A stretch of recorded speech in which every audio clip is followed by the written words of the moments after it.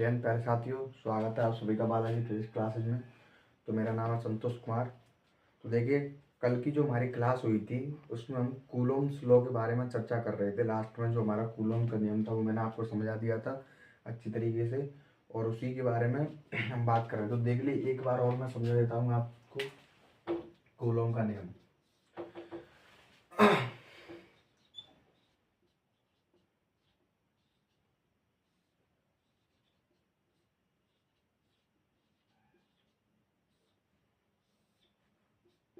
तो कूलोम का नियम क्या होता है कि कूलोम के नियम में कूलोम ने बताया कि जैसे मान के चलिए दो बिंदु आवेश हैं आपके पास,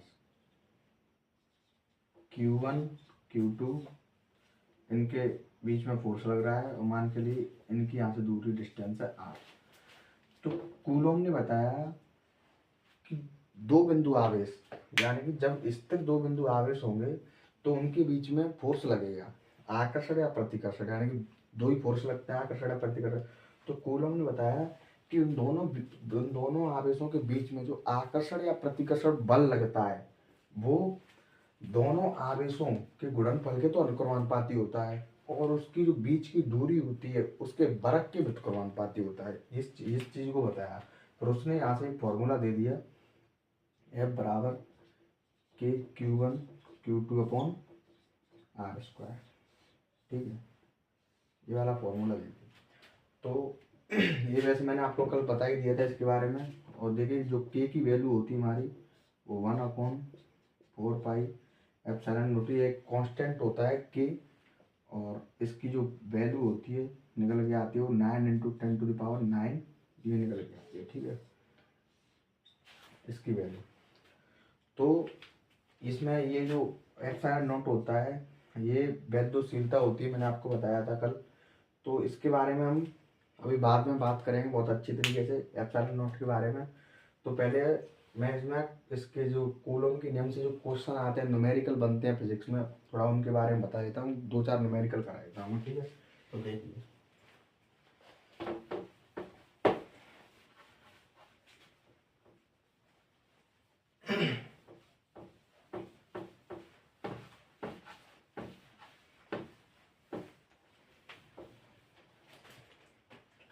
जैसे मान के चलिए कोई क्वेश्चन आएगा, इस तरीके से क्वेश्चन पूछा था कूलोम के नियम, जैसे दो स्थिर आवेश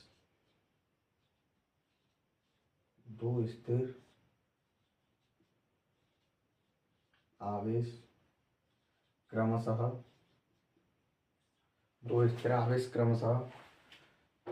कोई भी मान लीजिए, ऐसे मान लीजिए प्लस के 10 कूलम, और मान लीजिए प्लस के, यानी कि कोई मान लीजिए 6 कूलम, मान लीजिए प्लस के 6 कूलम है, यानी दो स्थिर आवेश क्रमशः इतने इतने कूलम है, इनके बीच की दूरी मान लीजिए 4 मीटर है, इनके बीच की दूरी 4 मीटर है। तो इनके बीच लगने वाले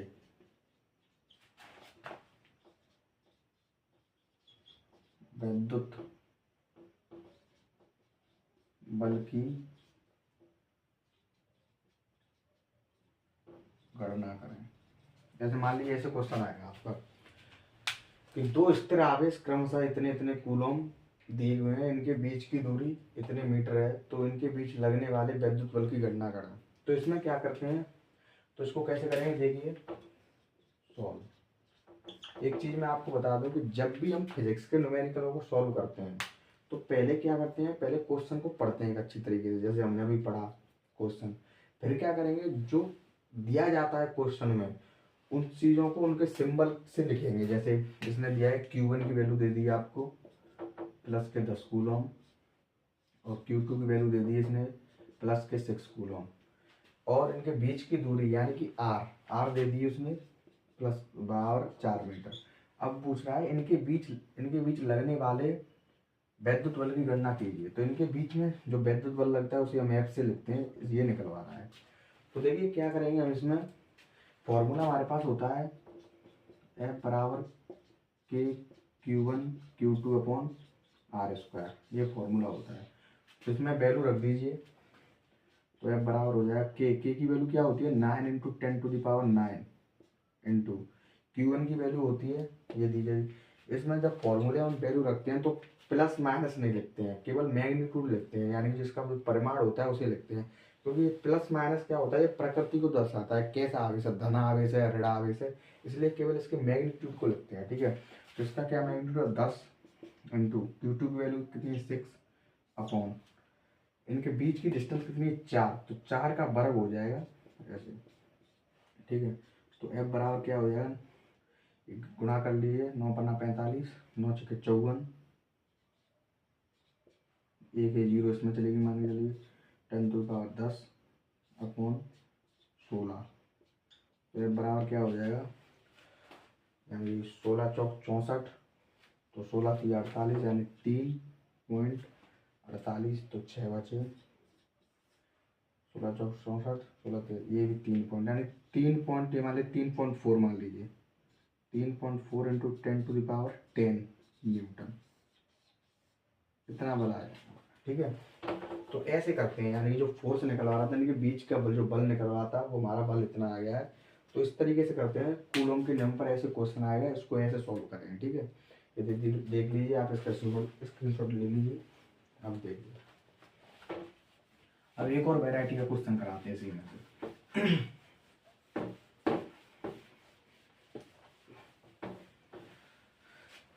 अब जैसे मान के चलिए क्वेश्चन आएगा हमारे पास,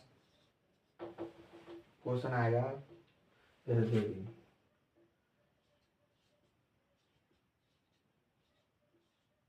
दो स्थिर आवेश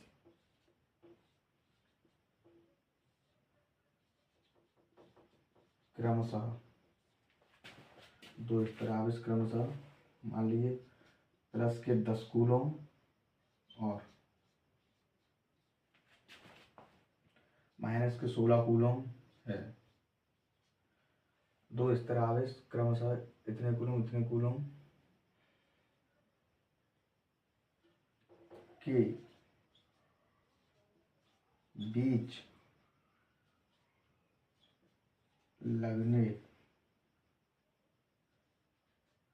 बीच लगने वाला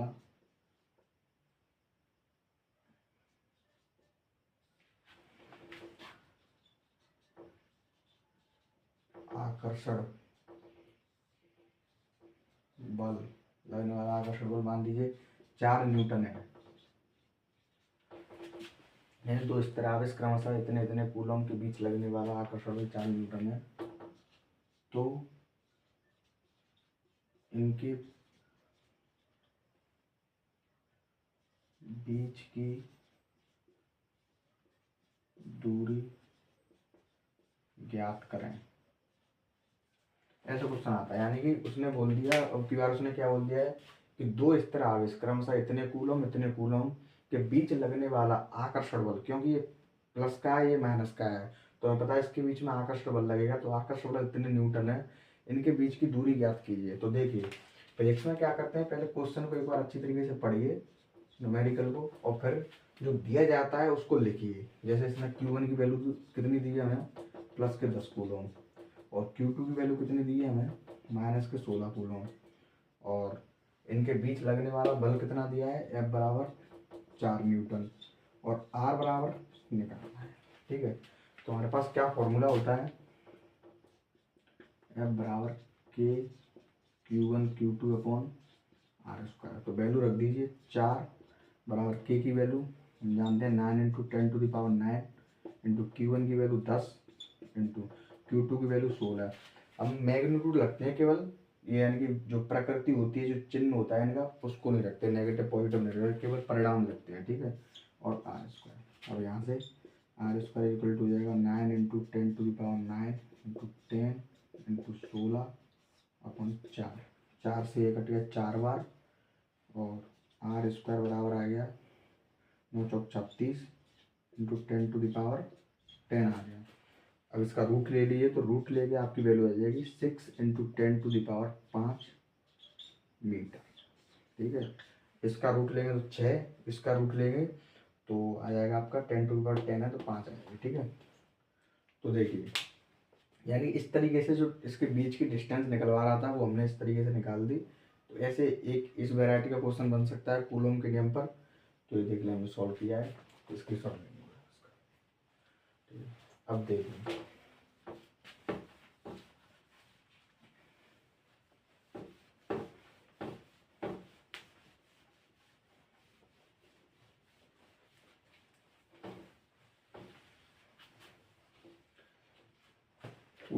कूलम के नियम पर क्वेश्चन ऐसे ही आएंगे। ठीक है, यानी कि इसी प्रकार के क्वेश्चन आए हैं कूलम के नियम से रिलेटेड जो आएंगे क्वेश्चन इसी तरीके से आएंगे। अब देखिए कि जैसे जो हमारा कूलम का नियम लगता है तो उसकी कुछ शर्तें हैं, यानी कि कुछ सीमाएं हैं जिनके ऊपर ये कूलम का नियम लगता है। ऐसे नहीं कि हर चीज़ पर लगा दें, मतलब चाहे जैसे भी आवेश पर लगा देंगे ऐसे नहीं लगाएंगे। तो इसकी कुछ सीमाएं हैं तो उनको लिखिए। ठीक है, जैसे इसमें है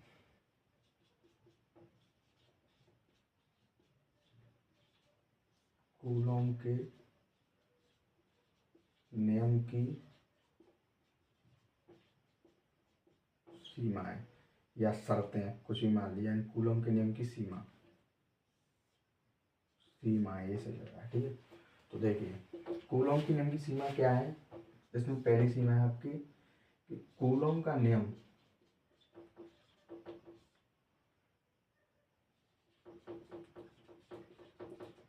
सीमाओं का मतलब ये है जैसे जैसे कोई भी चीज़ है, कोई भी चीज़ यानी कि यदि ऐसा होगा तो ऐसा होगा, यानी यदि जो ये अगर मान के चलिए कोई काम है, यदि वो वाला काम होगा जब दूसरा वाला काम होगा, यानी उसी से रिलेटेड है। ठीक है, अगर ये नहीं होगा तो ये भी नहीं होगा। ठीक है, तो ऐसा ऐसा ही कुछ समझ लीजिए इसको। तो उसी में मतलब कूलम की अगर सीमाएं होती है, अगर सीमा में फोर्स लगेगा, शर्तें अगर शर्तों को मान के फोर्स लगे तो जो कूलम का नियम लग सकता है उस पर, अन्यथा नहीं लगेगा। तो देखिए कूलम का नियम केवल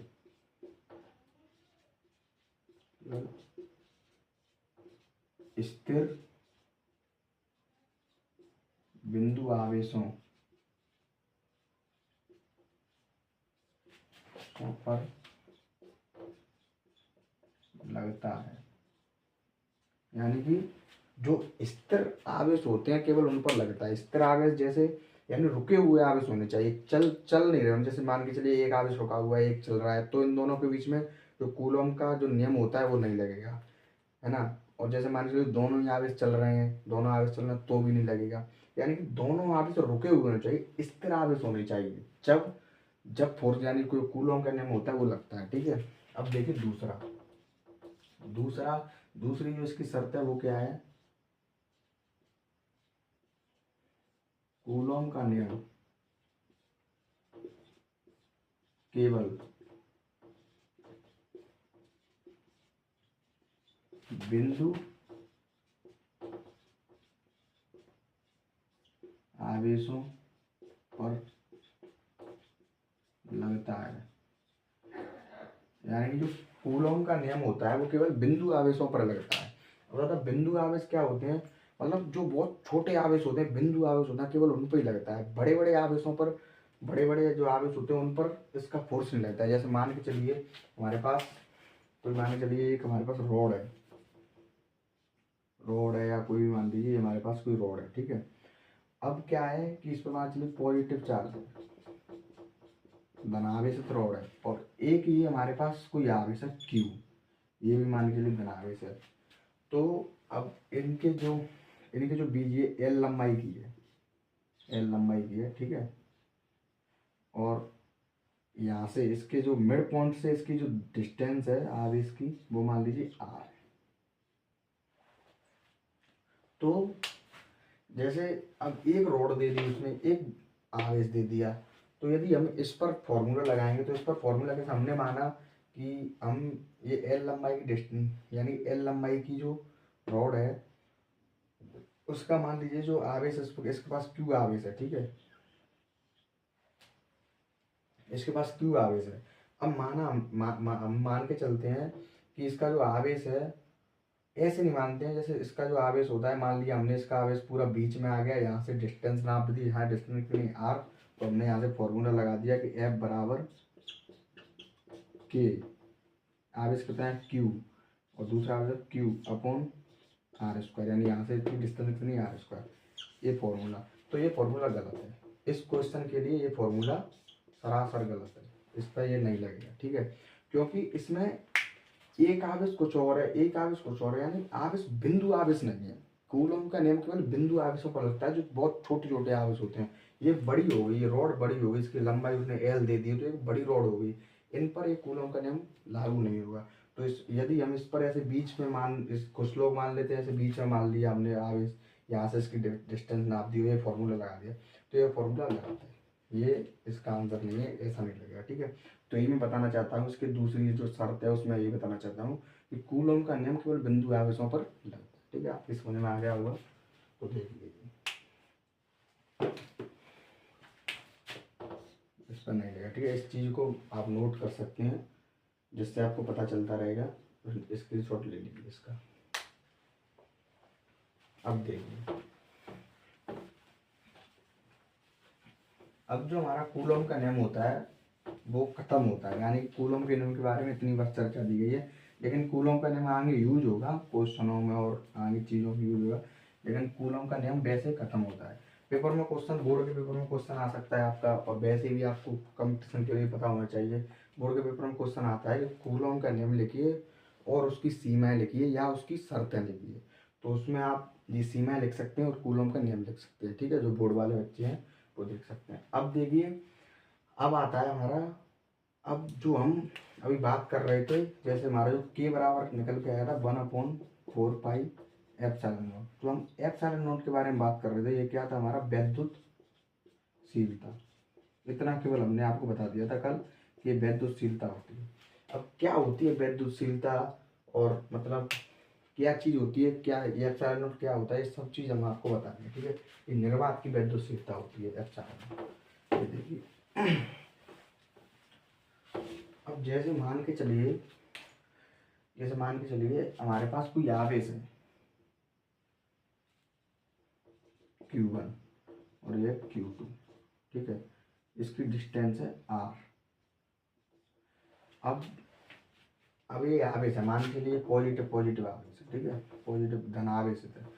तो ये दोनों जब आवेश एक ही प्रकृति के हैं, तो ये दोनों क्या करेंगे, एक दूसरे पर फोर्स लगाएंगे विपरीत डायरेक्शन में, ठीक है। एक और चीज़ बता दूं मैं आपको, यानी कि जैसे भले ही आवेश अलग अलग हों, उससे कोई मतलब नहीं है। आवेश भले ही अलग अलग हों, लेकिन जो फोर्स लगेगा वो दोनों पर बराबर लगेगा। यानी इस पे एफ लग रहा होगा फोर्स, तो एफ फोर्स ही इस पर लगेगा, ठीक है, एफ फोर्स ही इस पर लगेगा। तो अब यानी कि ये चीज़ समझ में आ गई होगी आपकी, यानी फोर्स होता है जो दोनों दोनों आवेशों पर बराबर लगता है, ठीक है। अब देखिए, अब क्या होता है कि जैसे ये मान के चलिए आपका हवा में या निर्वात में, यानी ये वायु में रखा हुआ है आपका, निर्वात में यानी हवा में रखा हुआ है, रखा हवा में ये आवेश रखे हुए हैं, और उन पर फोर्स एफ, मान लीजिए F1 फोर्स लग रहा है, F1 फोर्स लग रहा है, दोनों, ठीक है, सेम फोर्स लगेगा।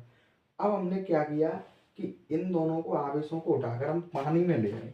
जैसे मान के चलिए पानी में, या कोई भी माध्यम चेंज, मतलब मीडियम चेंज कर दिया हमने, पहले हम वायु में थे, अब हम पानी में आ गया, किसी भी चीज़ में आ गए। तो देखिए, जैसे Q1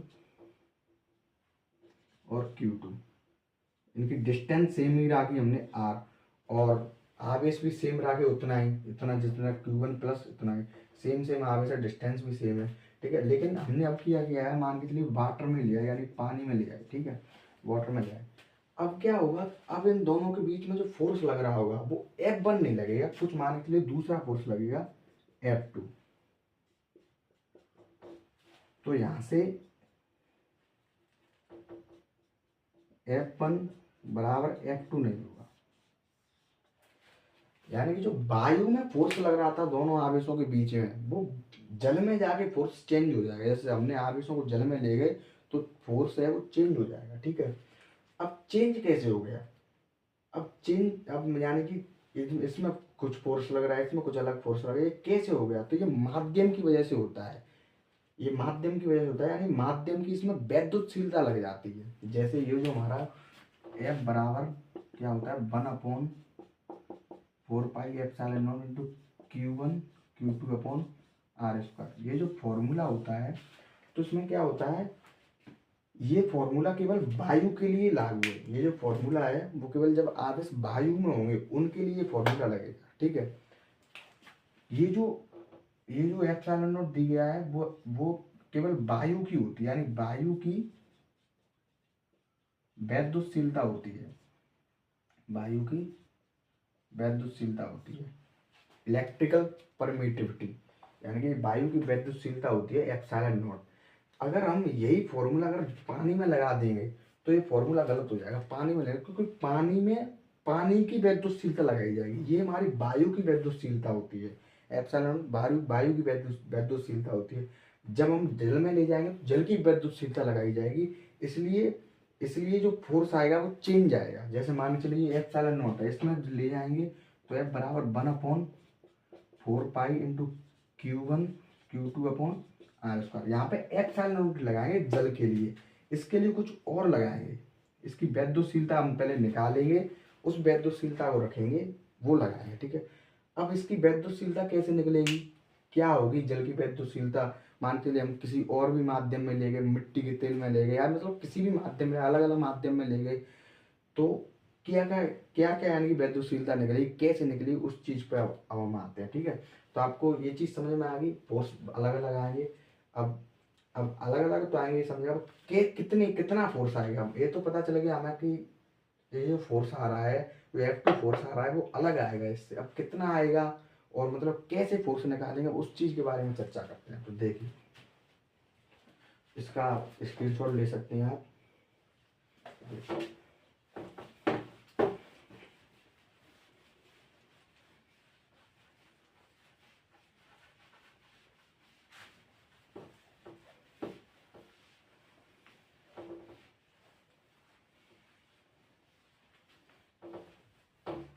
तो अब एक चीज आती है, वो भी आएगी, पहले देखिए। अब एक चीज आती है यहाँ से आपकी परावैद्युतांक, वैद्युतांक ये होता है परावैद्युतांक, यानी कि डाई इलेक्ट्रिक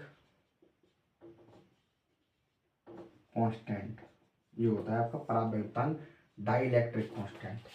अब ये डाई इलेक्ट्रिक कांस्टेंट क्या होता है, उस चीज को, वो चीज इसी से समझ में आएगी। देखिए पहले इस चीज को समझिए, ठीक है। डाई इलेक्ट्रिक कांस्टेंट क्या होता है, डाई इलेक्ट्रिक कांस्टेंट होता है आपका कि निर्वात में वैद्युतशीलता, जो निर्वात में वैद्युतशीलता होती है और माध्यम में वैद्युतशीलता होती है, अलग अलग होती है, ठीक है। तो माध्यम की वैद्युतशीलता और निर्वात की वैद्युतशीलता का जो अनुपात निकलता है उसे हम परावैद्युतांक बोलते हैं, ठीक है। यानी कि जैसे मान के चलिए माध्यम की वैद्युतशीलता है m, कोई माध्यम है उसकी हमने एप्सिलॉन m मान लिया, ठीक है।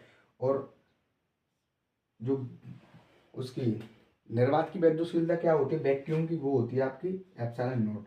तो इन दोनों का जो अनुपात आता है, माध्यम आपका कोई भी हो सकता है, पानी ले लो, कुछ भी ले लो, ठीक है, माध्यम आपका अलग अलग हो, लेकिन ये सेम ही रहेगा। जो निर्वात की वैद्युतशीलता है वो कांस्टेंट रहती है, यही होती है, ठीक है।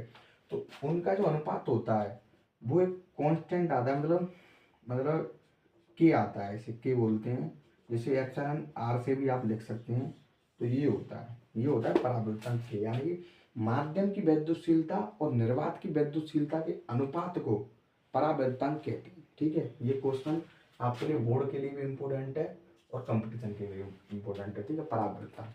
अब देखिए इसकी डेफिनेशन लिख देता हूँ मैं एक बार ध्यान से, जिससे और क्लियर हो जाएगा। यानी किसी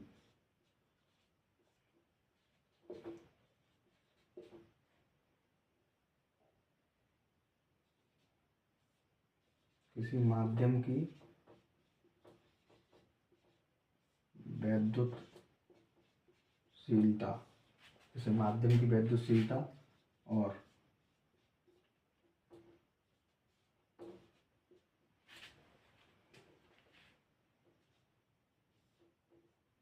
निर्वात की वैद्युत, किसी माध्यम की और निर्वात की वैद्युतशीलता के अनुपात को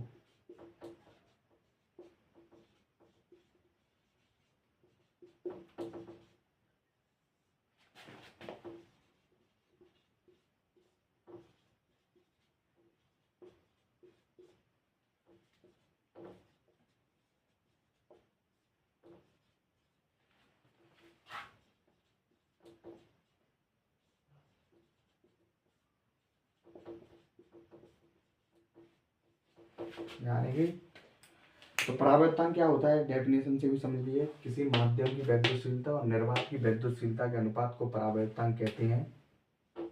इसे के अथवा एप्सिलॉन आर, ये जो होता है ना, इसे ये एक्चुअली ऐसा होता है, तो इसे एप्सिलॉन बोलते हैं, चिन्ह होता है एप्सिलॉन का, ठीक है। तो यानी कि एप्सिलॉन आर से लिखा जाता है, ठीक है। और इसका जो फॉर्मूला होता है वो ये होता है, यही होता है डाइलेक्ट्रिक कांस्टेंट।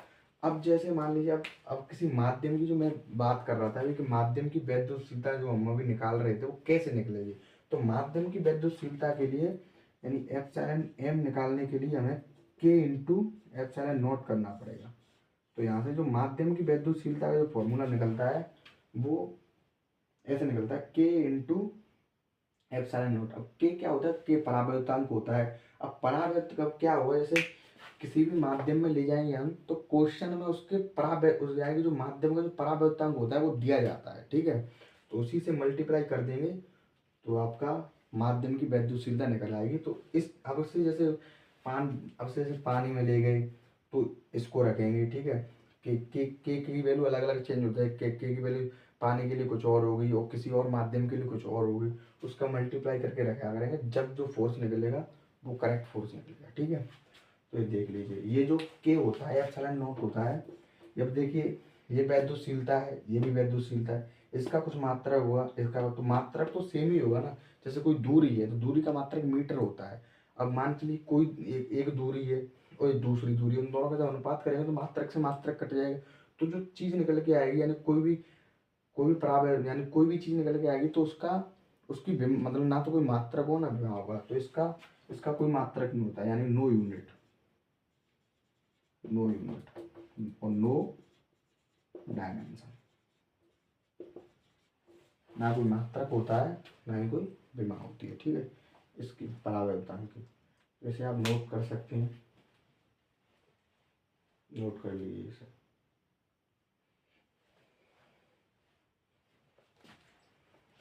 तो देखिए इसको मिटा देता हूँ।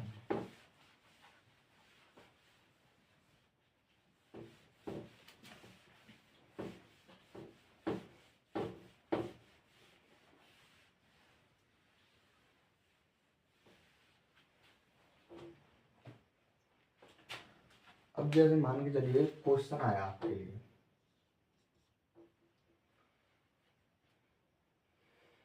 कि अब एक चीज समझिए, पहले क्वेश्चन को बाद में करें, एक चीज समझिए पहले इम्पोर्टेंट। जैसे जो निर्वात में हमारा निकलता है वो क्या होता है, 1/4 pi epsilon naught into Q1 Q2 upon R square, यही तो होता है। और जो माध्यम में जो फोर्स निकालेंगे, किसी माध्यम में ले जाएंगे, जब आप इस ऊपर फोर्स निकालेंगे, विद्युत बल निकालेंगे, तो उसका फॉर्मूला क्या होगा, 1/4 पाई एप्सिलॉन मीडियम की आ जाएगी into Q1 Q2 upon R square, ये आएगी, ठीक है। अब देखिए, अब ये जो माध्यम की होती है इसका हमारे पास क्या फॉर्मूला होता है, एप्सिलॉन मीडियम बराबर होता है आपका के इंटू एप्सिलॉन नॉट, ये फॉर्मूला होता है। तो हम इसकी जगह पर इसको लिख सकते हैं, ठीक है। तो इसकी जगह पर इसको लिखा के इंटू एप्सिलॉन नॉट, ये लिख लिया। अब इसको ऐसा लिख दो, उल्टा लिख दीजिए, जैसे एप्सिलॉन नॉट पहले लिख दीजिए, के ऐसे लिख दीजिए। तो एक चीज देख रहे होंगे आप कि यानी कि और ये चीज क्या है, ये इतना यानी इतना जो ये फोर्स निकल रहा है वो जो वायु में फोर्स लगता है, निर्वात में फोर्स लगता है, उसके बराबर निकल रहा है। तो यहाँ से हम एक चीज लिख सकते हैं कि जैसे मान के चलिए ये मीडियम का है, एफ मीडियम लिख सकते हैं, ठीक है। तो जो एफ मीडियम होगा यहाँ पे लिखिएगा, तो एफ मीडियम होगा वो आपका, यानी कि ये क्या है, ये इतना क्या है एफ, तो एफ अपॉन के, एफ अपॉन के, ठीक है। तो यहाँ से फॉर्मूला निकल के आता है जो मीडियम का, मीडियम में जो फोर्स निकलता है वो निर्वात में फोर्स निकलता है, उसमें अगर हम परावैद्युतांक का डिवाइड मार देते हैं यानी कि भाग दे देते हैं तो मीडियम का फोर्स डायरेक्ट निकल आता है, ठीक है।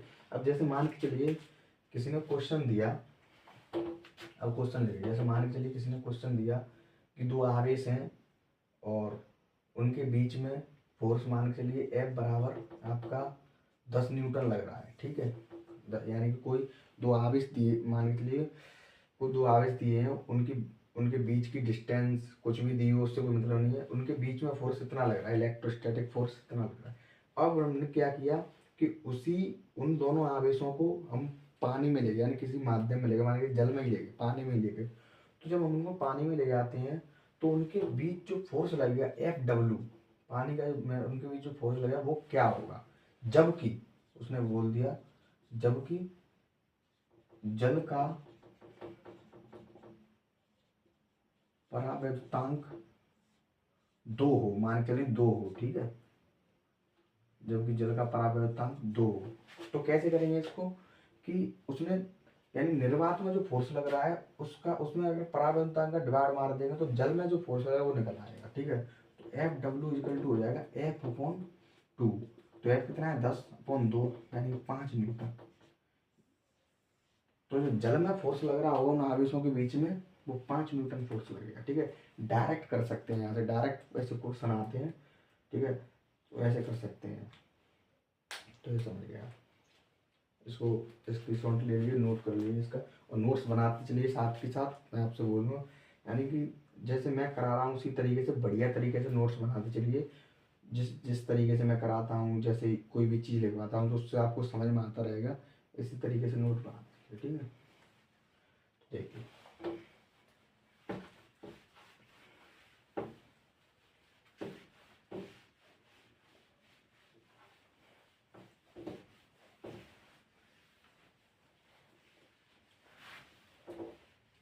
देखिए अब एक इम्पोर्टेंट चीज़ है जो पूछी जाती है कि यानी कि जो एप्सिलॉन नोट होता है, ये हमने हमने मान लिया कि जो निर्वात की एप्सिलॉन नोट होता है ये नियत रहता है, मतलब ये कौन हम बार बार पर लगा रहे हैं, ये निर्वात की वैद्युतशीलता है, निर्वात की वैद्युतशीलता है, तो ये कुछ इसकी जो वैल्यू हुई कुछ कॉन्स्टेंट ही तो हुई जब हम बार बार पर इसको लगा रहे हैं, तो इसकी वैल्यू क्या होती है और फिर इसका मात्रक क्या निकल के आता है, वैद्युतशीलता का जो मात्रक होता है वो क्या निकल के आता है और इसकी विमा क्या होती है, उन सब चीज़ों के बारे में हम बात करेंगे, ठीक है। तो देखो क्वेश्चन आता है आपका एप्सिलॉन नॉट का आंकिक आंकिक मान, ठीक है। एप्सिलॉन नॉट का आंकिक मान क्या होता है, एप्सिलॉन नॉट का आंकिक मान क्या होता है और इसका मात्रक क्या होता है, विमा क्या होती है, वही चीज़ को सीखेंगे। तो देखिए हमारे पास एक चीज़ होती है, यानी 1/4 पाई एप्सिलॉन नॉट, ये हमारे पास के कांस्टेंट के बराबर दिया गया है, ठीक है, हमने पहले ही माना था। एक जिसकी वैल्यू कितनी होती है 9 इंटू 10⁹ ये होती है, ठीक है। तो इन दोनों को बराबर कर लीजिए यहाँ से, तो 1/4 पाई एप्सिलॉन नॉट बराबर 9 इंटू 10⁹ अब देखिए अब क्या करेंगे हम, इसको इधर ले जाएंगे, इसको नीचे ले आएंगे, तो 1/4 pi into 9 into 10⁹ equal to epsilon naught. तो यहाँ से एप्सिलॉन नॉट की वैल्यू कितनी है 936, तो 1/36 पाई इंटू 10⁹ ठीक है। तो epsilon naught equal to 1/36 into 3.14, pi की वैल्यू 3.14 होती है, इंटू 10⁹ तो एप्सिलॉन नॉट बराबर 1/, इसकी यहाँ से वैल्यू निकाल लीजिए आप, 3.14/36 इंटू 624 की 4 हाथ लगे 2, सेकंड 6 6 और 2 8 36 18 इंटू 4 12 हाथ लगे 2 हाथ लगे 1 और 3 1 3 3 1 4 3 रखा 4 0 एक आ जाएगी, तो 8 और 4 12 12 13 3 हाथ लाई 1, तो ये आ गया यहाँ से 9 1 10 इतना है। ठीक है, तो ये आ जाएगा 1 1 3 0 4 इंटू 10⁻9। तो ये निकल के आया। ठीक है, अब देखिए जब हम यहाँ से देखिए आए epsilon naught equal to 1/4 into 10⁻9 हो जाएगा। जब ये ऊपर जाएगा तो -9 हो जाएगा। तो जब इसमें एक में इसका जब डिवाइड देते हैं तो इसकी वैल्यू निकल के आती है यहाँ से 0.00846 इंटू 10⁻9। अब इस पॉइंट को हम जब इधर सरकाएंगे तो जो माइनस की वैल्यू है वो बढ़ जाएगी। ठीक है, तो एप्सिलॉन नॉट इक्वल टू हो जाएगा 3 पॉइंट सरका लीजिए तो ये हो जाएगा 8.84 है। तो अगर आगे 6 है तो इसको 5 कर सकते हैं। 8.85 इंटू 10⁻3 जीरो बढ़ेंगे तो हो जाएंगे -12। तो ये निकल गया इसकी जो यानी कि जो एप्सिलॉन नॉट का जो आंकिक मान होता है कि जब से हम वैद्युतशील यानी कि निर्वात की जो वैद्युतशीलता है उसके बारे में हम बात कर रहे थे, उसकी जो वैल्यू होती है वो इतनी होती है। ठीक है, देख लीजिए, इसको लिख सकते हैं आप। एप्सिलॉन नॉट क्या होता है? निर्वात की वैद्युतशीलता। ठीक है, निर्वात की वैद्युतशीलता होती है। अब देखिए, अब इसका मात्रक निकालेंगे यानी कि इसका जो मात्रक होता है वो क्या होता है। ठीक है, इसको नोट कर लीजिएगा आप, अगले पे निकलवाना। ठीक है, तो देखिए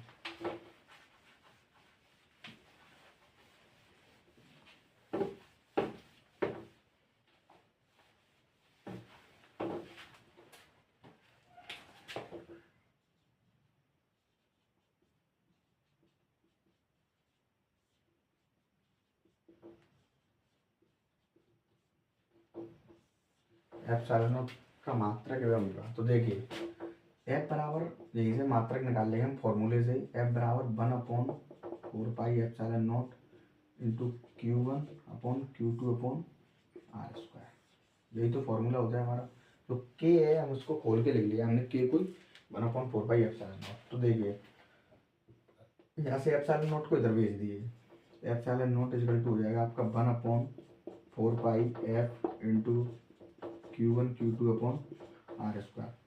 तो ये है, ये तो कांस्टेंट है, इसकी तो कोई मतलब ना कोई मात्रा होगा ना कोई विमा होगी। ठीक है, तो इसका तो कुछ नहीं हो सकता। तो देखिए, तो क्या हो जाएगा यहाँ से आ जाएगा आवेश आवेश। तो आवेश का मात्रक क्या होता है? कूलम। तो कूलम इंटू कूलम, तो यहाँ से हो जाएगा कूलम स्क्वायर अपॉन बल का मात्रक क्या होता है? न्यूटन। और लंबाई का मात्रक क्या होता है? मीटर। तो मीटर का लंबाई का स्क्वायर दिया है तो मीटर का स्क्वायर हो जाएगा मीटर स्क्वायर। तो एप्सिलॉन नॉट का जो मात्रक होता है वो कितना निकल के आता है? वो होता है coulomb square upon metre square. Coulomb square प्रति न्यूटन मीटर स्क्वायर, ये होता है एप्सिलॉन नॉट का मात्रक यूनिट। अब इसकी विमा देखें तो विमा भी हम ऐसे निकाल सकते हैं। देखिए जैसे ये इतना निकल के आया। ठीक है, अब यहाँ से इसकी विमा कितनी होती है इधर देख लीजिए इसको। एप्सिलॉन नॉट इक्वल टू हो जाएगा आपको कितना? 1/4 एफ इंटू Q1/Q2/R²। ठीक है, इस चीज़ को मेरे यहाँ पे तो यहाँ से देखिए जो आवेश की विमा होती है वो 80 होती है। ठीक है, 80। तो 80 इसकी विमा हुई, इसकी विमा हुई 80, तो हम इसको मान लेते हैं A2 और T2। ठीक है, स्क्वायर कर दिया अपॉन, इसकी तो कोई विमा नहीं होगी तो ये तो कांस्टेंट है, इसको हटा दीजिए वैसे भी आप। ठीक है, तो जो बल की विमा कितनी होती है? MLT-2। और लंबाई की विमा कितनी होती है? R² यानी बीच की दूरी। तो लंबाई है तो लंबाई की विमा कितनी होती है? L। तो L का स्क्वायर दिया हुआ है तो नहीं, तो L स्क्वायर हो जाएगा, L स्क्वायर। तो यहाँ से आ जाएगी M-1 L 3 हो जाएगा, 2L 1L 3L, ऊपर जाएंगे तो माइनस के 3L और T है, ये माइनस का ऊपर जाएगा तो प्लस का हो जाएगा, प्लस के 2 और हैं तो 2 और 2 कितना है? 4। तो T⁻4 A2। तो ये निकल के आ जाएगी इसकी विमा, ठीक है। तो यहाँ से लिख सकते हैं, यानी कि इसी जगह पर लिख लीजिए एप्सिलॉन नॉट की विमा M-1 L-3 T4 A2। ये इम्पोर्टेंट चीज़ है, इसको नोट कर लीजिए। पूछा जाता है जैसे कंपटीशन में ऑब्जेक्टिव में भी आ जाता है कि एप्सिलॉन नॉट की विमा बताइए, तो ये है, ठीक है। दो तीन चार विमा दे देगा वो, उसमें से सही होगी ये होगी। और आ जाता है आपका एप्सिलॉन नॉट का मात्रक लिखिए, ऑप्शन में आ जाता है ऑप्शन, तो ये वाला मात्रक है coulomb square upon newton metre square, ठीक। नोट कर लीजिए इसको।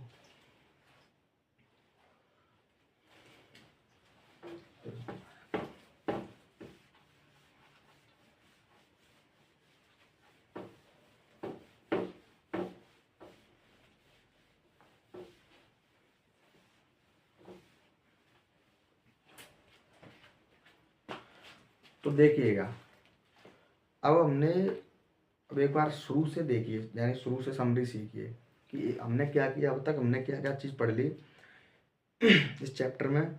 कि हमने पहले आवेश के बारे में पढ़ा, आवेश क्या होता है, तो आवेश के बारे में हमने पढ़ा आवेश क्या होता है। फिर हमने आवेश के गुणों के बारे में पढ़ा कि यानी कि आवेश के गुण क्या होते हैं, यानी कैसा होता है आवेश, ठीक है, उस चीज़ के बारे में पढ़ा और क्या क्या उसके गुण होते हैं उन चीज़ों के। फिर हमने पढ़ा कि कोई वस्तु आवेशित कैसी होती है, यानी किसी पर आवेश आता कैसे है, ठीक है, तो उस चीज़ के बारे में हमने पढ़ा।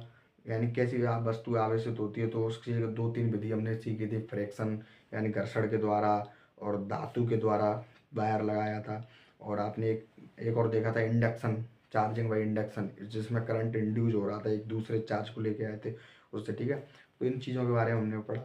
तो आवेश को जो आवेश यानी वस्तु आवेश कैसे होती है, इस चीज़ के बारे में। फिर हमने देखा कि जैसे आवेश का एक गुण था कि जो एक जैसी प्रकृति के होते हैं, यानी समान समान प्रकृति के होते हैं आवेश, वो एक दूसरे को प्रतिकर्षित करते हैं।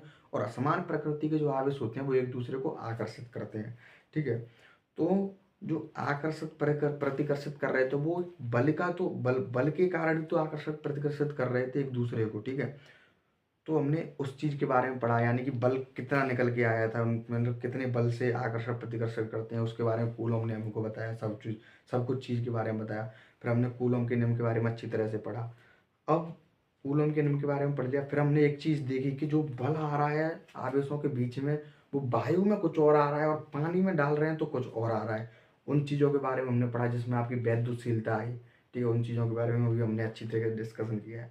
अब देखिए, अब एक इसी में ही, मतलब इससे रिलेटेड एक और नई चीज़ आती है। उसमें क्या होता है कि जैसे मान के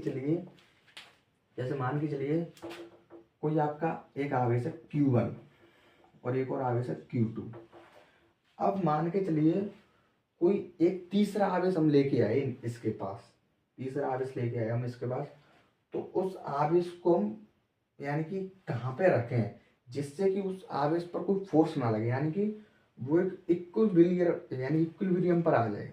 वो आवेश होता है वो एक यानी इक्विलिब्रियम पर आ जाए, मतलब संतुलन में आ जाए। आवेश एक तरह से संतुलन में आ जाए। जैसे मान के चलिए कहीं इन दोनों आवेशों के ओर पास या बीच में या इधर इधर या इधर कहाँ पर रखें जिससे जो आवेश है वो संतुलन में आए, उसको यानी कि उस पर नेट फोर्स 0 हो जाए। तो जिस पॉइंट पर जो नेट फोर्स उसका 0 होता है उसे हम न्यूट्रल पॉइंट बोलते हैं, यानी कि न्यूट्रल पॉइंट बोले यानी कि जिस पॉइंट पर आवेश संतुलन में आ जाएगा, तीसरा आवेश जो रखेंगे संतुलन में आएगा, ठीक है। तो वो कैसे निकलेगा पॉइंट, और मतलब क्या क्या होगा उस चीज के बारे में हम डिस्कस करते हैं। देखिए,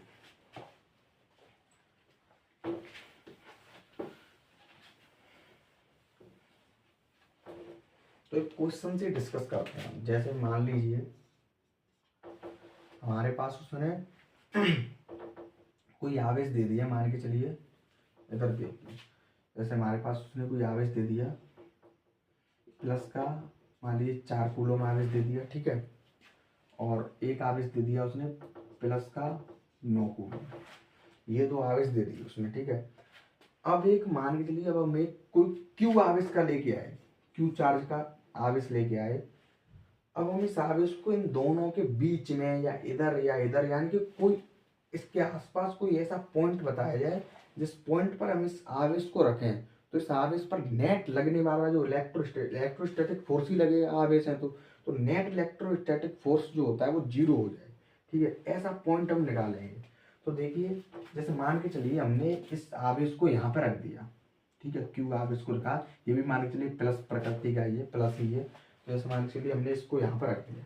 ठीक है, इन दोनों के बीच की डिस्टेंस मान लीजिए 10 मीटर है, 10 मीटर है। ठीक है, तो अब जैसे हमने इस आवेश को यहाँ पर रख दिया, तो ये प्लस है और ये प्लस है, तो ये प्लस प्लस क्या करेंगे, प्रतिकर्षित करेंगे, तो ये एक दूसरे को प्रतिकर्षित करेंगे। जैसे मान लीजिए F1 फोर्स हमने मान लिया, इसका F1 फोर्स इस डायरेक्शन में लगेगा। अब एक और आवेश ये है, अब ये आवेश और ये आवेश, ये दोनों आवेश क्या करेंगे, एक दूसरे को ये भी प्रतिकर्षित करेंगे। इस पर ही तो हम फोर्स निकाल रहे हैं, तो इसके कारण भी फोर्स लगेगा, इसके कारण भी फोर्स लगेगा। तो इसके कारण फोर्स हमारा F1 लग रहा है, और इसके कारण मान लीजिए कोई फोर्स लग गया, तो ये भी प्रतिकर्षित करेगा, यानी इसी डायरेक्शन में एक और फोर्स लगेगा इस पर, मान लीजिए वो F2 फोर्स लग रहा है आपका इसके कारण। ठीक है, तो देखिए ये फोर्स कहीं ना कहीं आपके एक ही डायरेक्शन में लग रहे हैं, तो यानी कि ये फोर्स जुड़ जाएंगे आपके, तो इस पर नेट फोर्स जीरो नहीं निकल के आ रहा है, यानी कुछ इस पर कुछ ना कुछ फोर्स निकल के आ रहा है, जीरो बल निकल के नहीं आ रहा है। तो ऐसा ही यहाँ पे हुआ है, ऐसा ही यहाँ पे हुआ है, यानी इस वाले जो आवेश से इसकी तरफ कोई भी पॉइंट देख लीजिए, सेम कंडीशन बनेगी यही वाली। ठीक है, तो इधर आपका न्यूट्रल पॉइंट नहीं निकल के आएगा, यानी कि इधर ऐसा कोई पॉइंट नहीं निकल के आएगा जिस पर जो आवेश होगा उसका उस पर फोर्स जीरो हो जाए। ठीक है, इधर नहीं निकल के आएगा। अब तो ठीक है, इधर नहीं निकल के आ रहा, तो हम इधर देखेंगे। तो जैसे हमने इधर देखा, इधर हम प्लस Q1 को ले गए, तो ये फोर्स लगाएगा इस पर और ये फोर्स लगाएगा, तो मान के चलिए इसके द्वारा जो फोर्स लगा है इस पर वो F1 लगा, हमने उस पर भी F1 माना, तो इसमें भी F1 मान लेते हैं। इसके कारण F1 फोर्स लगा, प्रतिकर्षित ही लगेगा, ये प्लस है ये प्लस है, तो प्रतिकर्षित फोर्स लगेगा, दूसरे दूर पाएंगे। और ये वाला प्लस है, इसके कारण भी F2 जो फोर्स लगेगा हमारा वो भी प्रतिकर्षित लगेगा। ठीक है, तो ये देखिए जो कंडीशन इधर बन रही थी वही कंडीशन इधर बन रही है, लेकिन डायरेक्शन ही तो अब की बार चेंज होगी, अब की बार इधर फोर्स लग रहा है इस पर, तो इस पॉइंट पर यानी कि इसके इधर ले जाएंगे, किसी भी पॉइंट पर ले जाएंगे, सेम कंडीशन बनेगी इसमें भी। ठीक है, तो इसमें भी इधर साइड में कोई ऐसा पॉइंट नहीं आएगा जिस पर आवेश पर फोर्स जीरो हो जाए। ठीक है, तो अब क्या करेंगे हम, अब इसको बीच में देखेंगे, बीच में कहीं पर भी मान लीजिए हमने यहाँ पर रख दिया, कहीं पर भी ले गए यहाँ पर रख दिया। अब हम जब प्लस कूलम को रखेंगे, प्लस के Q कूलम को, तो देखिए ये इस पर फोर्स लगाएगा F1, ये प्रतिकर्षित फोर्स लगाएगा, यानी इधर इधर की डायरेक्शन में फोर्स लगाएगा F1, और ये इस पर जो फोर्स लगाएगा वो इधर की डायरेक्शन फोर्स लगाएगा, यानी दूर भगाएगा, तो ये F2 फोर्स लग जाएगा आपका। ठीक है, अब देखिए फोर्स अपोजिट डायरेक्शन में लग रहा है, तो कोई ना कोई, अब बीच में कोई ना कोई ऐसा पॉइंट निकल सकता है जिस पर जो फोर्स होगा वो जीरो हो सकता है, इसमें कंडीशन बन सकती है। ठीक है, क्योंकि इसमें फोर्सों की डायरेक्शन चेंज हो गई है, तो फोर्स अलग अलग हो सकते हैं आपके। ठीक है, तो इसमें डायरेक्शन बन सकती है, तो देखिए अब वही निकालेंगे। तो मान के चलिए उसको थोड़ा मतलब थोड़ा क्लियर बनाते हैं। तो देखिए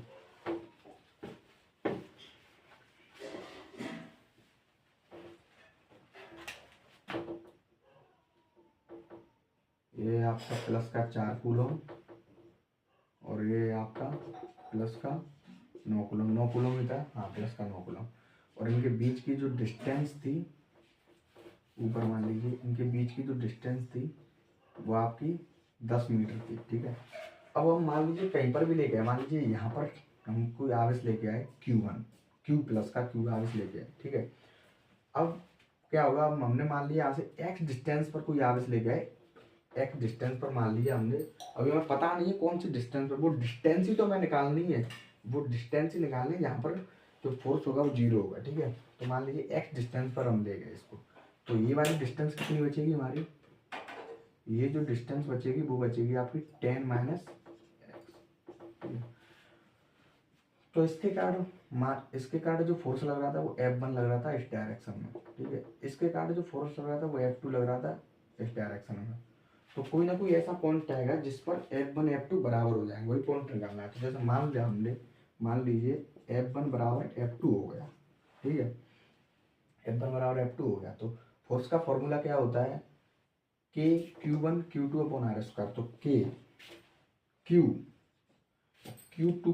तो Q होगा, Q2 क्या है 9 कूलम, मैग्नीट्यूड रखेंगे केवल, तो 9 अपॉन के Q1 Q2 upon R square. Distance कितनी दी है इन दोनों के बीच की? डिस्टेंस दी है उसने 10 माइनस एक्स, यही तो रखेंगे, तो ये हो जाएगी डिस्टेंस 10 माइनस एक्स। तो 10 माइनस एक्स का whole square equal to F2 जो फोर्स लगेगा हमारा वो कितना लगेगा? तो देखिए यानी कि अब क्या होगा कि अब इसका जो F2 फोर्स हमने लगाया है K4 और दूसरा अब इसे आपका Q, अब इसके बीच की डिस्टेंस हमने क्या मानी? x, तो ये एक्स स्क्वायर हो जाएगी। ठीक है, अब देखिए अब जो कट रहा है उसे काट लीजिए, यानी K से K कट रहा है, Q से Q कट रहा है। ठीक है, और ये क्या निकल रहा है? 9 अपॉन 10 माइनस एक्स का whole square equal to 4 upon x square. अब इन दोनों का वर्गमूल ले लीजिए, वर्गमूल का मतलब होता है रूट ले लीजिए। ठीक है, इन दोनों का तो रूट लेंगे तो क्या निकल गया? 3 upon 10 minus x equal to 2 upon x. ठीक है, अब मल्टीप्लाई कर लीजिए इधर, मतलब cross multiply, 3x equal to 20 minus 2x, ये इधर आएगा तो 5x हो जाएगा इजकल टू 20। तो यहाँ से x इजकल टू आपकी 4 मीटर निकल के आ गया। ठीक है, x इजकल टू 4 मीटर निकल जाएगा, यानी कि जो ये वाला आवेश है प्लस का 4 कूलम, तो इस आवेश से 4 मीटर की डिस्टेंस पर जाकर एक ऐसा पॉइंट मिल जाएगा जिस पॉइंट पर इस आवेश को रखेंगे तो इस आवेश पर जो नेट फोर्स होगा वो 0 आ जाएगा। ठीक है, उसी पॉइंट को हम निकाल रहे थे। ठीक है, तो इस तरीके से निकल के आएगा, तो इसे आप नोट कर लीजिए, ये आपकी फर्स्ट कंडीशन हो गई। ठीक है, अभी देखिए ये आपकी फर्स्ट कंडीशन हो गई न्यूट्रल फोर्स निकालने की, तो इसको नोट कर लीजिए। देखिए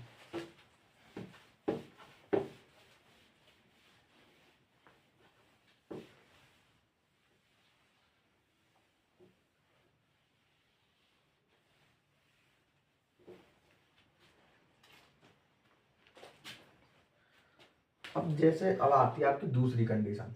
ठीक है, सेकंड कंडीशन, और उसमें क्या होता है कि जैसे मान के चलिए हमने कोई आवेश ले लिया आपका, यही आवेश ले लिए, लेकिन अब क्या होगा हम उसकी प्रकृति चेंज कर देंगे। यानी पहले हमने सेम आवेश लिए थे, पॉजिटिव पॉजिटिव, अब की बार हम क्या करेंगे कि एक पॉजिटिव लेंगे एक नेगेटिव लेंगे, तब देखेंगे कहाँ पर निकल के आएगा जो न्यूट्रल पॉइंट। ठीक है, तो जैसे मान लीजिए ये रहा, एक माना हमने प्लस का 4 कूलम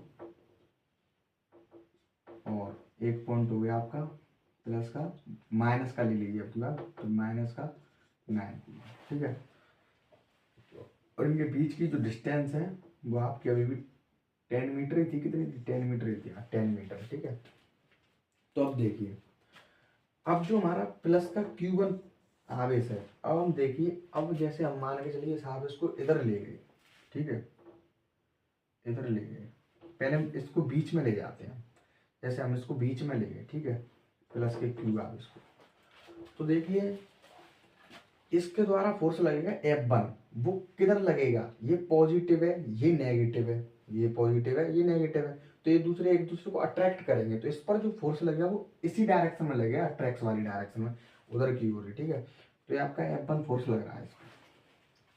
ठीक है, अब इसके द्वारा फोर्स लगेगा F2 फोर्स क्या होगा? ये पॉजिटिव है ये भी पॉजिटिव है, तो ये इस पर इधर ही डायरेक्शन में फोर्स लगाए, इधर नहीं लगाया, क्योंकि पॉजिटिव पॉजिटिव प्रतिकर्षित करेंगे, तो F2 फोर्स इधर लगेगा। ठीक है, तो इस पर फोर्स एक ही डायरेक्शन में लगा है, यानी कि इस पर कुछ ना कुछ फोर्स निकलेगा। ठीक है, अब यही चीज यहां से लेके यहाँ तक बीच में आप कहीं पर भी ले जाओ सेम चीज बनेगी, यही वाली जो चीज यहाँ पे बन रही है वही चीज सेम चीज बनेगी बीच वाली। तो यहाँ से एक चीज हमें पक्का पता चलेगी कि दादा बीच में तो पॉइंट मिल नहीं रहा है हमें। ठीक है, बगल ही में, मतलब बगल से ही मिलेगा, या इधर मिल सकता है या इधर मिल सकता है। ठीक है, तो देखिए इसको मिटा दीजिए, फिर बीच में नहीं मिल रहा है तो इधर देखिए।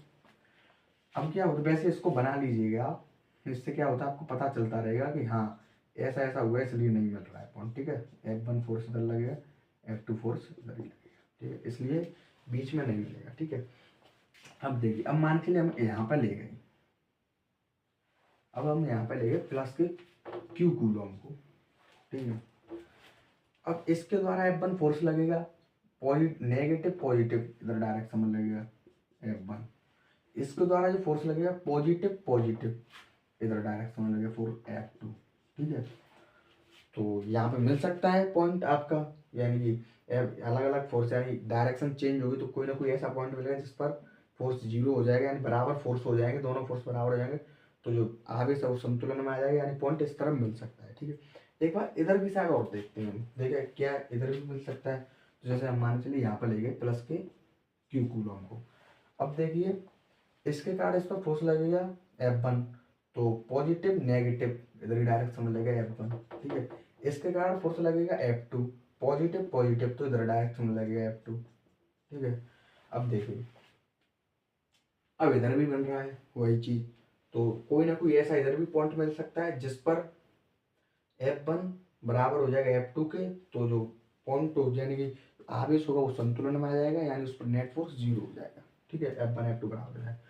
तो देखिए तो ऐसा नहीं होता है, यानी कि जो न्यूट्रल पॉइंट होता है वो हमेशा एक ही मिलता है, दो न्यूट्रल पॉइंट नहीं मिलते हैं। ठीक है, ऐसे पॉइंट मिले हैं कि इस यहाँ पर भी मिल जाए यहाँ पर भी मिल जाए, ऐसे नहीं मिलता है, एक ही न्यूट्रल पॉइंट मिलता है।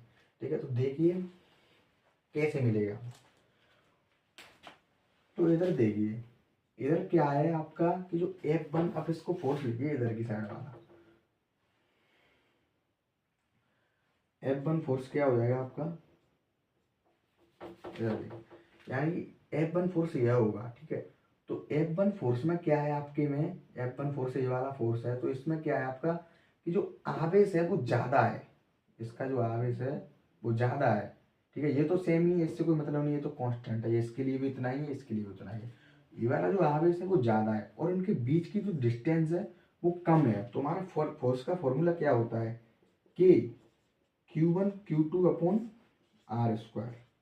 ठीक है, यानी कि जो आवेश है वो भी ज्यादा है और इसका जो यानी कि उसका आवेश है वो भी ज्यादा है और इनके बीच की जो डिस्टेंस है वो कम है। तो डिस्टेंस का कम होना फोर्स बढ़ाएगा और आवेश का ज्यादा होना भी फोर्स बढ़ाएगा। तो यानी जो F1 जो फोर्स होगा वो स्ट्रॉन्ग फोर्स लगेगा, ज्यादा फोर्स लगेगा।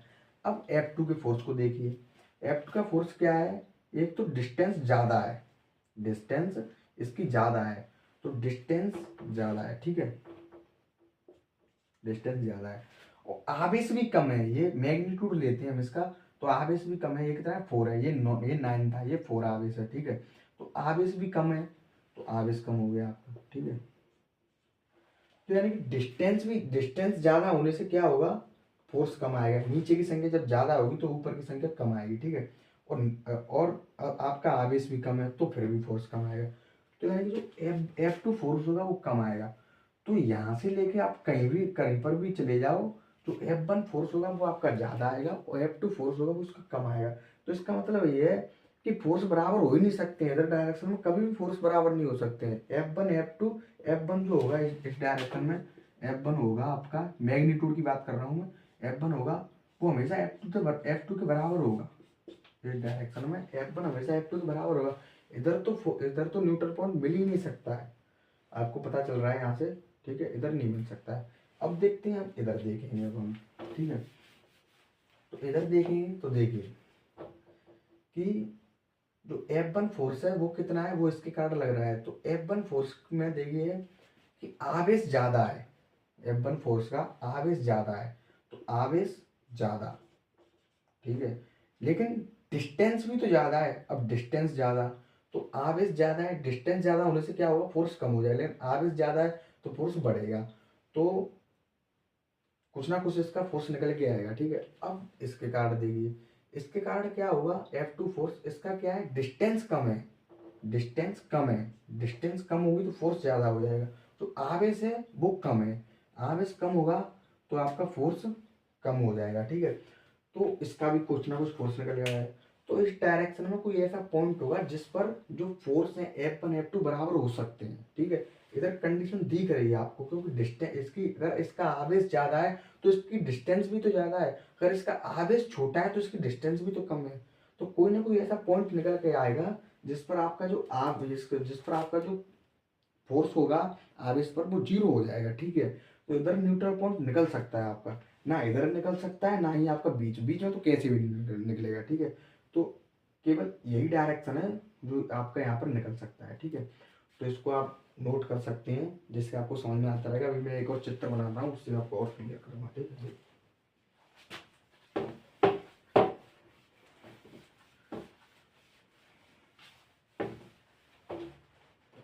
देखिएगा, ये आपका प्लस का 4 कूलम है और ये आपका माइनस का 9 कूलम है। इनके बीच की डिस्टेंस आपकी 10 मीटर है, ठीक है। और इधर मान लीजिए कोई x डिस्टेंस 4 कूलम से कोई x डिस्टेंस पर ऐसा पॉइंट मिल रहा है, हमने x मान लिया है, ठीक है। x डिस्टेंस पर कोई ऐसा पॉइंट मिल रहा है जिस पर आप जो प्लस क्यू आर हमने रखा हुआ है उसका उस पर फोर्स 0 हो जाएगा, यानी F1 F2 बराबर हो जाएंगे। तो F1 कैसा लगेगा, F1 इधर लगेगा, F2 किधर लगेगा, F2 इधर लगेगा, ठीक है। तो F1 बराबर F2, F1 फोर्स कितना हो जाएगा आपका K Q मैग्नीट्यूड लेते हैं केवल, ये माइनस को नहीं लेंगे, इंटू 9/r²। तो r कितनी हो जाएगी, यहाँ से यहाँ तक की दूरी लेंगे, इस आवेश से तो ले रहे हैं, तो इस आवेश की दूरी कितनी है 10 + x मीटर। तो 10 + x उसका होल स्क्वायर हो जाएगा अपॉन, ये हो जाएगा इक्वल टू F2 फोर्स कितना निकलेगा K Q × 4 अपॉन डिस्टेंस कितनी है इनके बीच की x, तो x², जो कट रहा है उसे काट लीजिए, इससे ये कट गया, Q से Q कट गया। अब वर्गमूल ले लीजिए, तो डायरेक्ट मतलब शॉर्ट कर दिए, ये देखिए 9 10 + x का whole square equal to 4/x²। तो इसका वर्गमूल ले लीजिए, तो वर्गमूल के लेंगे यानी रूट लेंगे तो क्या निकलेगा 3/10 + x equal to 2/x। Cross multiply कर सकते हैं आप, तो 3x इक्वल टू 20 + के 2x, इसको इधर ले आएंगे तो 3x - के 2x equal to 20, x equal to आपका कितना है 20। यानी कि इस 4 वाले कूलम जो आवेश है 4 कूलम से इधर ही डायरेक्शन में, यानी कि x डायरेक्शन यानी 20 मीटर की दूरी पर, x डिस्टेंस यानी 20 मीटर की दूरी पर एक ऐसा पॉइंट निकल के आएगा जिस पर आपके जो F1 F2 बराबर हो जाएंगे, और जो पॉइंट निकल के आएगा उसी को उस पॉइंट को हम न्यूट्रल पॉइंट बोलेंगे, और उसी पॉइंट पर जो आवेश होगा वो संतुलन हो जाएगा, यानी उस पर नेट फोर्स 0 हो जाएगा, ठीक है। तो ये दूसरी कंडीशन थी, ये हमने देखी, ठीक है। तो इसको आप नोट कर लीजिए। अब देखिए, अब क्या होता है कि इसमें हम एक चीज बताया आपको, इसमें क्या होता है कि हमेशा न्यूट्रल पॉइंट निकलेगा इस यानी कि अगर जैसे देखिए, इसको नोट कर लीजिए पहले, इधर ही देखिए, जैसे जब आवेश समान प्रकृति के हों, जैसे प्लस आ जाए तो न्यूट्रल पॉइंट हमेशा बीच में ही आएगा, ठीक है। आवेश अलग अलग हो उससे कोई मतलब नहीं है, ठीक है, आवेश अलग अलग हो उससे कोई मतलब नहीं, तो न्यूट्रल पॉइंट बीच में ही आएगा। अगर माइनस हो तो भी न्यूट्रल पॉइंट बीच में आएगा, यानी समान प्रकृति के होते हैं तो जो न्यूट्रल पॉइंट निकलता है वो बीच में निकलता है। अगर अलग अलग प्रकृति के आ गए, जैसे प्लस और माइनस आ गया या माइनस और प्लस आ गया, तो न्यूट्रल पॉइंट ना माइनस की तरफ निकलेगा ना प्लस की तरफ निकलेगा, न्यूट्रल पॉइंट उस डायरेक्शन में निकलेगा जिस डायरेक्शन में जो आवेश होता है, यानी कि जिधर आवेश होता है वो कम होता है ना, उस डायरेक्शन में निकलता है। जैसे ये है, ये 4 है, ये 9 है, तो न्यूट्रल पॉइंट किस डायरेक्शन में, इस डायरेक्शन में, क्योंकि इसका जो परिमाण होता है वो 0 होता है, वो इसका जो परिमाण होता है वो कम होता है, 4 कमी तो ये 9 ज़्यादा है, तो हमेशा न्यूट्रल पॉइंट उधर निकलेगा जिधर आवेश कम होगा। मेन चीज़ आप ये निकाल लीजिए, अगर अलग अलग प्रकृति के आवेश आ जाए, आपको न्यूट्रल पॉइंट निकालना हो तो क्या करेंगे हम, आवेश यानी कि पॉइंट उस आवेश से x डिस्टेंस पर मानेंगे जो आवेश कम होगा, ठीक है, कम आवेश की ओर ही निकलता है। तो ये मतलब आपका पॉइंट है, इसको आप लिख लीजिए, इसमें लिख सकते हैं आप, जैसे मान लीजिए Q1 है, ये Q2 है, तो उधर निकलेगा जिधर Q1 यानी कि Q1 और Q2 इन दोनों में से जिसका मैग्नीट्यूड जिनमें जिसकी वैल्यू कम होगी उधर ही डायरेक्शन, अगर Q1 कम हुआ, ये वैल्यू कम आई तो इधर निकलेगा, ये वैल्यू कम आई तो इधर निकलेगा, ठीक है। तो आप इससे समझ सकते हैं, ठीक है। तो मुझे लगता है आपको समझ में आ गया अच्छी तरीके से।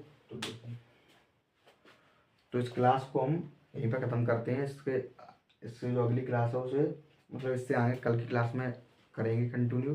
तो देखिए, जैसे मैं जो इस क्लास में पढ़ाता हूँ तो जो क्वेश्चन करवाता हूँ मैं आपको, वो केवल आपके जो कॉन्सेप्ट से रिलेटेड होते हैं वही क्वेश्चन हो पाते हैं, ठीक है। यानी कि मैं चाहता हूँ कि क्वेश्चन से आप कॉन्सेप्ट भी समझ जाएं और मतलब आपका समझ में आ जाए अच्छी तरीके से।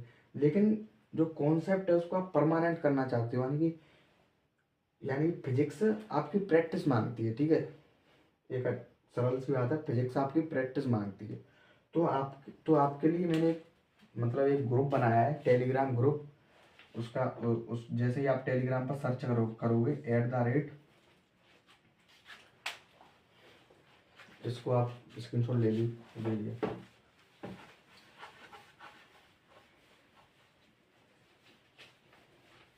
टेलीग्राम पे एक ग्रुप बनाया है मैंने आपके लिए। उसमें क्या है कि जैसे आप आज मैंने इतना आपको जो अब तक जितना भी करा दिया उसके जो पीछे कूलॉम का नियम हुआ, कूलॉम से नियम नियम के रिलेटेड आपके जो क्वेश्चन है, और एक Q बराबर एन क्वेश्चन निकलवाया था हमने फॉर्मूले का, उससे अनुसार, और जो न्यूट्रल पॉइंट है इनके अनुसार, यानी कि इनसे रिलेटेड जो आपके क्वेश्चन है, न्यूमेरिकल है, उनसे क्या होगा कि आपका जो कॉन्सेप्ट है वो अच्छी तरीके से बिल्ड हो जाएगा और क्वेश्चन करने की आपकी प्रैक्टिस भी बढ़ जाएगी, आपकी प्रैक्टिस भी होगी। उसके लिए मैंने आपके लिए टेलीग्राम पर चैनल वो ग्रुप बनाया है। उसको जैसे ही आप BPC07 टेलीग्राम पर जैसे ही इस चीज़ को सर्च करोगे तो हमारे चैनल का लोगो आ जाएगा और उस पर लिखा होगा बालाजी फिजिक्स क्लासेस। तो उस ग्रुप को आप ज्वाइन कर सकते हैं। उसमें क्या है कि बढ़िया बढ़िया क्वेश्चन, यानी कि उसमें मैंने जैसे ऐसे बांट दिया है, level level first, level second, केवल 2 ही लेवल है। इसमें फर्स्ट में क्या होता है आपके टॉपिक वाइज, जैसे टॉपिक वाइज क्वेश्चन है। जैसे कूलॉम का नियम पढ़ा तो कूलॉम के नियम पर आ जाएंगे। क्वांटाइजेशन ऑफ चार्ज पढ़ा था Q बराबर यानी उसके नियम, उसके फॉर्मूले के मतलब उस टॉपिक पर आ जाएंगे। न्यूट्रल पॉइंट के बारे में बात कर रहे हैं, इस टॉपिक पर आ जाएंगे। तो टॉपिक वाइज है और थोड़े सरल क्वेश्चन है उसमें, जिसको आप कर लेंगे। लेवल 2 में क्या है, हमारा लेवल जो सेकंड है उसमें क्या है कि आपके जो प्रीवियस ईयर क्वेश्चन है, PYQs जो है कंपटीशन में जो PYQ पूछे हैं, IIT JEE में जो PYQs पूछे जाते हैं, और JEE मेंस में पूछे जाते हैं, नीट में पूछे जाते हैं, यानी जो बढ़िया बढ़िया क्वेश्चन होते हैं जिनसे आपका कॉन्सेप्ट और अच्छा होता है, वो क्वेश्चन मैं लेवल 2 में डालता हूँ। यानी कि आपके कह सकते हैं गुड क्वेश्चन, अच्छे क्वेश्चन, बढ़िया गुड क्वेश्चन। तो आप पहले लेवल फर्स्ट को सॉल्व करिए, फिर आप लेवल 2 को सॉल्व करिए, ठीक है।